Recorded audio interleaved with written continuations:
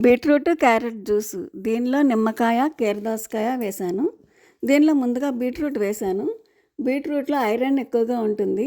రక్తంలో హిమోగ్లోబిన్ పెంచుతుంది. ఈ జ్యూస్ ఇమ్యూనిటీ పెంచుతుంది. తర్వాత క్యారెట్ వేశాను. క్యారెట్‌లో విటమిన్ ఏ, సి ఎక్కువగా ఉండటం వలన కళ్ళకు, స్కిన్‌కి మంచిది. కీరదోసకాయ వేశాము. కీరదోసకాయలో వాటర్ ఎక్కువగా ఉంటుంది. దీనివలన బరువు కూడా తగ్గుతారు.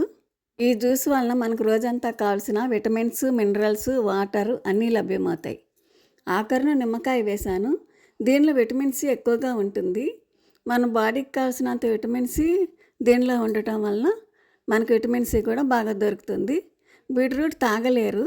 అందుకని దీనిలో నిమ్మకాయ, కీరదోసకాయ, తేనె ఉండటం వలన జ్యూస్ తాగటానికి బాగుంటుంది. చిన్నపిల్లలు కూడా బాగా ఇష్టంగా తాగుతారు.